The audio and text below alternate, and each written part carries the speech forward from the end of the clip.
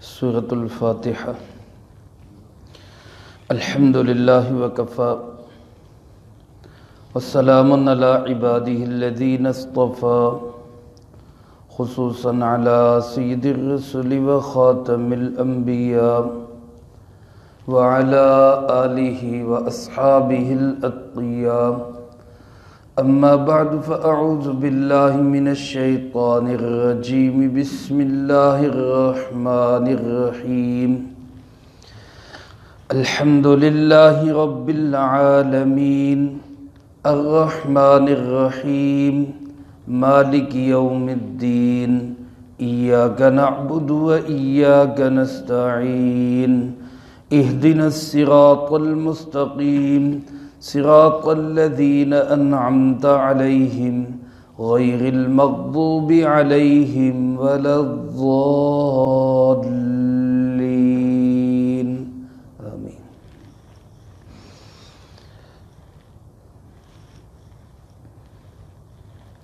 اس سورۃ مبارکہ کا نام جو مشہور ہے وہ الفاتحہ ہے. مکی صورت ہے. ترتیب کے لحاظ سے قرآن کریم کے سب سے آغاز میں اور پہلی صورت سورۃ الفاتحہ ہے. نازل ہونے کے اعتبار سے اس کا نمبر 5واں ہے. اس سے پہلے سورۃ علق، سورۃ مزمل، سورۃ مدثر کی چند آیات نازل ہو چکی تھی. اس اعتبار سے یہ پہلی صورت ہے کہ یہ مکمل صورت سب سے پہلے قرآن کریم میں سورۃ فاتحہ نازل ہوئی. اس لیے بعض مفسرین کرام رحمہم اللہ نے اس کو سب سے پہلی وحی یا سب سے پہلی صورت قرار دیا ہے. سب سے پہلی کس اعتبار سے ہے کہ مکمل صورت قرآن کریم کی سب سے پہلے سورۃ فاتحہ نازل ہوئی. قرآن کریم کے بھی اس کو آغاز میں رکھا گیا ہے اس لیے کہ یہ پورے قرآن کریم کا متن ہے، عنوان ہے. باقی پورا قرآن کریم وہ اس کی تشریح اور شرح ہے. جیسے کوئی اپنی گفتگو سے پہلے عنوان بتاتا ہے کہ میں اس عنوان پہ گفتگو کروں گا، پھر اس کے بعد اس میں مختلف دلائل، مختلف بینات ظاہر کرتا ہے اور آخر میں پھر کہتا ہے کہ میرا موضوع یہ تھا، عنوان یہ تھا، اس عنوان پہ میں نے گفتگو کی. تو گویا سورۃ فاتحہ پورے قرآن کریم کا متن، خلاصہ، نچوڑ، عنوان اور دیباچہ ہے. حضرت امام مجدد الفسانی رحمہ اللہ تعالی نے اپنے مکاتب کے اندر حضرت علی کرم اللہ وجہہ سے یہ بات نقل فرمائی ہے کہ اللہ رب العالمین نے جتنے بھی صحائف نازل کیے انبیاء علیہ السلام پر، کم و بیش جن کی تعداد 100 سے زیادہ ہے، ان تمام صحائف کا خلاصہ اور نچوڑ اللہ پاک نے 3 آسمانی کتابوں کے اندر ذکر کر دیا، تورات، زبور اور انجیل کے اندر. تورات، زبور، انجیل کے تمام مضامین کا خلاصہ اللہ رب العالمین نے قرآن کریم کے اندر نازل کر دیا اور فرمایا کہ قرآن کریم کا مکمل خلاصہ اور نچوڑ اور پورے قرآن کریم کا لب لباب اللہ رب العالمین نے حوامیم 7 کو بنایا. یعنی وہ 7 صورتیں جو حامیم سے شروع ہوتی ہیں، قرآن کریم کے آخر میں آتی ہیں. 7 حامیم سے شروع ہونے والی صورتوں کا خلاصہ، حوامیم 7 کا خلاصہ اللہ پاک نے سورۃ الفاتحہ کے اندر بیان کیا. اور سورۃ الفاتحہ کا خلاصہ اس کی ایک آیت ایاک نعبد و ایاک نستعین، اس میں پورے قرآن کریم کا خلاصہ ہے. گویا سارے آسمانی صحیفوں کا خلاصہ، ساری آسمانی کتابوں کا خلاصہ، پورے قرآن کریم کا خلاصہ، حوامیم سبعہ کا خلاصہ سورۃ فاتحہ میں ہے، اور سورۃ فاتحہ کا خلاصہ ایاک نعبد و ایاک نستعین میں ہے۔ اور تفسیر کبیر میں امام رازی رحمۃ اللہ علیہ اس سے آگے بڑھتے ہوئے فرماتے ہیں کہ پوری سورۃ فاتحہ کا خلاصہ بھی بسم اللہ کی با کے اندر ہے۔ بسم اللہ کی با کا معنی الصاق اور مصاحبت، چمٹ جانا اور مل جانا۔ گویا پورے قرآن کریم کا خلاصہ یہ ہے کہ انسان اللہ سے مل جائے۔ پورے قرآن کریم کا خلاصہ یہ ہے کہ اللہ سے انسان کا رابطہ ہو جائے۔ اور پھر فرمایا کہ بعض حضرات نے یہ بھی لکھا کہ بسم اللہ کا خلاصہ با کے نقطے کے اندر ہے، با کے نقطے میں بسم اللہ کا بھی خلاصہ، یعنی ساری کتابوں کا نچوڑ خلاصہ لا کر با کے ایک نقطے میں رکھ دیا اللہ نے۔ اور فرمایا ریاضی دان حضرات یہ فرماتے کہ نقطہ وہ چیز ہے جو نظر نہیں آتی، لیکن سارے اعداد کا بنیاد اور سارے اعداد کا انحصار اس نقطے پہ ہوتا ہے۔ اللہ رب العالمین بھی ایسی ذات ہے جس کو کوئی آنکھ دیکھ نہیں سکتی، لیکن پوری کائنات کھڑی کس کے سہارے پہ ہے؟ اللہ رب العالمین کے سہارے پہ۔ تو اس لحاظ سے یہ بڑی اہم صورت ہے۔ مفسرین کرام رحمہم اللہ نے اس کے بہت سارے نام لکھے ہیں، ان میں سے صرف 3 نام میں آپ حضرات کے سامنے عرض کرنا چاہتا ہوں۔ ایک تو یہ مشہور نام ہے الفاتحہ۔ فاتحہ کا معنی کھولنے والی، چونکہ اس سے قرآن کریم کھل رہا ہے، قرآن کریم کا آغاز ہو رہا ہے، افتتاح ہو رہا ہے، اس لیے اس کو الفاتحہ کہا جاتا ہے۔ اور مفسرین کرام رحمہم اللہ نے لکھا ہے رسول اللہ صلی اللہ علیہ وسلم نے ارشاد فرمایا قرآن کریم کی سب سے عظمت والی صورت، بڑی صورتیں تو اور بھی ہیں، طویل صورتیں بھی ہیں، لیکن عظمت والی، سب سے زیادہ عظمت والی صورت وہ سورۃ الفاتحہ ہے۔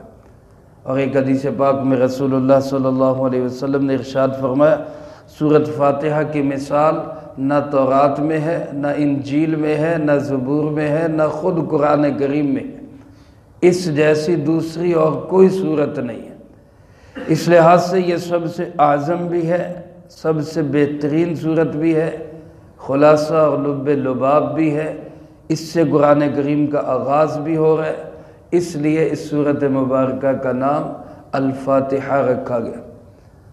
اور دوسرا نام اس صورت مبارکہ کا تعلیم المسئلہ۔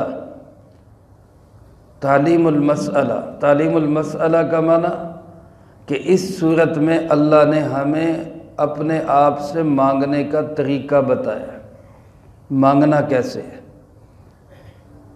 اللہ پاک سے سوال کیسے کرنا ہے۔ جب کوئی کسی سے سوال کرتا ہے تو سب سے پہلے اس کی تعریف کرتا ہے، آپ بڑے اچھے، آپ کی شان بڑی، آپ بڑے رتبے والے، آپ کا عہدہ بڑا۔ تعریفیں کرنے کے بعد پھر اپنا تعلق بتاتا ہے، میرا آپ سے کیا تعلق، میں آپ سے فلاں جگہ ملا، میں آپ کی فلاں جگہ پہ خدمت کی، میرا آپ سے یہ تعلق۔ یہ تعلق بیان کر کے پھر اپنا مسئلہ سامنے رکھتا ہے کہ میرا یہ مسئلہ ہے۔ یہ طریقہ کار اللہ پاک نے ہمیں اس صورت مبارکہ میں سکھایا کہ پہلے اللہ کی تعریف، الحمدللہ رب العالمین الرحمن الرحیم مالک یوم الدین، یہ تعریف ہے، اور اس کے بعد اپنا تعلق بتایا جا رہا ہے، ایاک نعبد و ایاک نستعین، اللہ ہمارا آپ کا تعلق یہ ہے کہ آپ معبود ہیں، ہم آپ کے عابد ہیں، آپ مسجود ہیں، ہم آپ کے ساجد ہیں، آپ سب کچھ ہیں، ہم آپ کے منگتے اور بھکاری ہیں، نستعین، آپ سے مدد چاہتے ہیں۔ یہ اپنی حیثیت بیان کر کے، تعلق بیان کر کے آگے پھر سوال ہے، اہدنا الصراط المستقیم، اللہ ہمیں سیدھی راہ پہ چلا۔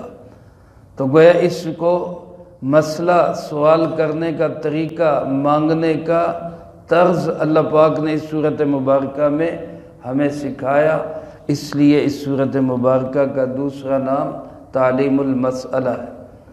ایک حدیث پاک میں آتا ہے، رسول اللہ صلی اللہ علیہ وسلم نے ارشاد فرمایا، جس کا مفہوم یوں ہے کہ سورۃ الفاتحہ اور اس کی آیات اللہ اور بندے کے درمیان ایک مکالمہ ہے، اللہ پاک کے درمیان اور بندے کے درمیان ایک گفتگو ہے۔ چنانچہ فرمایا جب بندہ کہتا ہے نا الحمدللہ رب العالمین تو اللہ پاک جواب دیتے ہیں، اور اللہ پاک فرماتے ہیں حامدانی عبدی، میرے بندے نے میری تعریف کی۔ جب بندہ کہتا ہے الرحمن الرحیم تو اللہ پاک جواب دیتے ہیں، فرماتے اثنا علی عبدی، میرے بندے نے میری ثنا بیان کی۔ جب بندہ کہتا ہے مالک یوم الدین تو اللہ پاک فرماتے ہیں مجدنی عبدی، میرے بندے نے میری بزرگی بیان کی۔ اور جب بندہ کہتا ہے ایاک نعبد و ایاک نستعین، ہم تیری ہی عبادت کرتے ہیں، تجھ سے ہی مدد چاہتے ہیں، تو اللہ پاک فرماتے ہیں ھذا بین عبدی و بینی، یہ میرے اور میرے بندے کے درمیان مشترک ہے۔ بندہ میرا معبود ہے، بندہ میرا عابد ہے، میں اس کا معبود ہوں، بندہ مجھ سے مدد چاہتا ہے، میں اس کی مدد کرتا ہوں، یہ میرے اور بندے کے درمیان مشترک ہے۔ اور جب بندہ سوال کرتا ہے اہدنا الصراط المستقیم صراط الذین انعمت علیہم غیر المغضوب علیہم ولا الضالین، تو اللہ پاک جواب میں فرماتے ہیں میرے بندے نے جو مانگا میں اس کو ضرور عطا کروں گا۔ تو گویا یہ پورا ایک مکالمہ ہے اللہ اور بندے کے درمیان، سوال و جواب ہے، اس لیے اس کا نام تعلیم المسئلہ ہے۔ اور تیسرا نام اس صورت مبارکہ کا جو مشہور نام ہے وہ علماء نے لکھا ہے کہ یہ شفا ہے، سورۃ الشفا۔ رسول اللہ صلی اللہ علیہ وسلم نے فرمایا فیہ شفاء لکل داء، سورۃ فاتحہ میں ہر بیماری کی شفا ہے، سورۃ فاتحہ میں ہر بیماری کی شفا ہے۔ بخاری شریف میں روایت موجود ہے، رسول اللہ صلی اللہ علیہ وسلم نے اپنے ایک لشکر کو کسی مہم پر بھیجا جس کی قیادت حضرت ابو سعید خدری رضی اللہ تعالیٰ عنہ فرما رہے تھے۔ یہ لشکر اپنی مہم سے واپس آ رہا تھا، ایک بستی کے اندر انہوں نے پڑاؤ کرنا چاہا، ٹھہرنا چاہا، تو بستی کے لوگوں نے کہا کہ جی آپ کا عقیدہ ہم سے مختلف ہے، ہم آپ کو یہاں ٹھہرنے نہیں دیں گے۔ اس زمانے میں جو مسلمان ہو جاتے تھے ان کو کہتے تھے صابی ہو گئے، بے دین ہو گئے۔ کہنے لگے جی آپ بے دین ہو گئے، آپ نے باپ دادے کے دین کو چھوڑ دیا، لہذا ہم آپ کو یہاں ٹھہرنے نہیں دیں گے، آپ یہاں سے نکل جائیں۔ یہ صحابہ کرام اس علاقے سے نکلے تو بستی کے باہر ہی جنگل کے اندر انہوں نے اپنے خیمے لگا دیے، وہاں ٹھہر گئے۔ رات کا وقت ہوا تو اللہ کی شان کہ بستی والوں کے سردار کو کسی زہریلے کیڑے نے کاٹ لیا، بچھو نے یا سانپ نے یا کسی زہریلی چیز نے کاٹ لیا اس کو۔ انہوں نے اپنے طور پہ بڑے ٹوٹکے کیے، جھاڑ پھونک کی، دم درود کیے اپنے انداز کے مطابق، لیکن کوئی فرق نہیں پڑا۔ پھر ان کو خیال آیا کہ یار وہ جو لوگ آئے تھے وہ چہرے مورے سے بڑے نورانی لوگ لگ رہے تھے، اچھے لوگ تھے، ان سے جا کے پوچھتے شاید ان کے پاس کوئی دم کرنے والا ہو۔ چنانچہ یہ صحابہ کی اس جماعت کے پاس آئے اور ان سے کہا کہ بھائی آپ میں کوئی دم کرنے والا، ہمارے سردار کو بچھو نے کاٹ لیا ہے، زہریلے کیڑے نے کاٹ لیا ہے، کوئی اس کا علاج کر سکتا ہے؟ تو حضرت ابو سعید خدری رضی اللہ تعالیٰ عنہ کہنے لگے کہ میں کر سکتا ہوں علاج اس کا، میں علاج کر دیتا ہوں، ٹھیک ہو جائے گا وہ۔ کہنے لگے جی آئے، کہتے ایسے نہیں، میں اس کی فیس لوں گا۔ کہ کیا فیس لیں گے آپ؟ حضرت ابو سعید خدری کہنے لگے کہ تمہارا سردار ٹھیک ہو گیا تو 30 بکریاں تم ہمیں دو گے، ہم 30 بکریاں لیں گے دم کرنے کی، پھر ہم دم کریں گے۔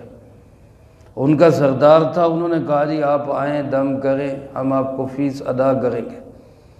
چنانچہ حضرت ابو سعید خدری رضی اللہ تعالیٰ عنہ گئے اور سورۃ فاتحہ پڑھ کے دم کیا، اللہ کی شان وہ اسی وقت ایسے ہو گیا جیسے کوئی گرہ کھل جاتی، بالکل تندرست ہو گیا، اس کو کوئی تکلیف ہی نہیں رہی۔ انہوں نے کہا لاؤ جی ہماری فیس دیں، تو انہوں نے 30 بکریاں دی۔ علماء نے لکھا ہے یہ تقریباً 30 ساتھی تھے، اس لیے انہوں نے 30 بکریاں مانگی کہ سب کو ایک ایک مل جائے۔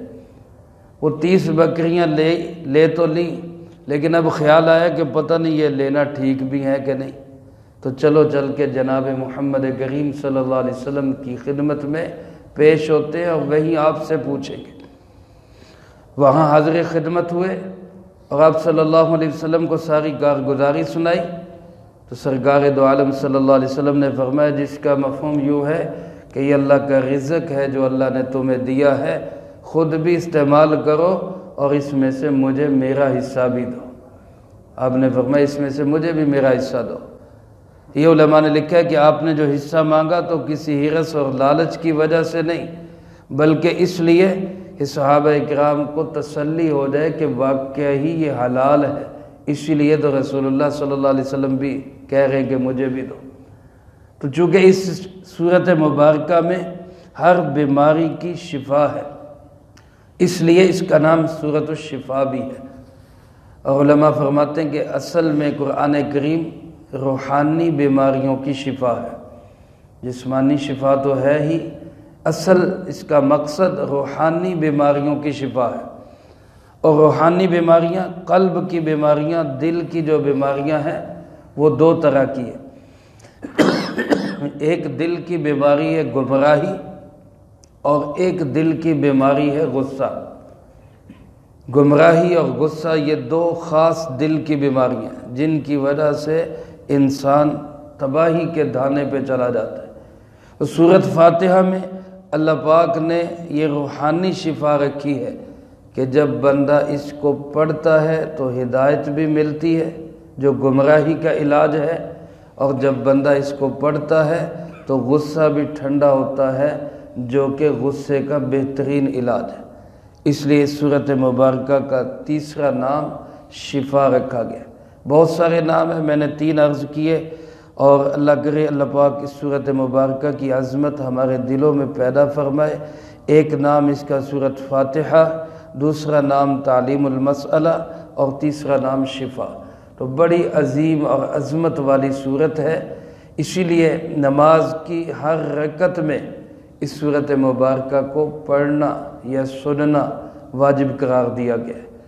اس کی نماز میں کیا حیثیت ہے اس کے متعلق تفصیلی تذکرہ انشاءاللہ اگلی فرصت میں آئے گا۔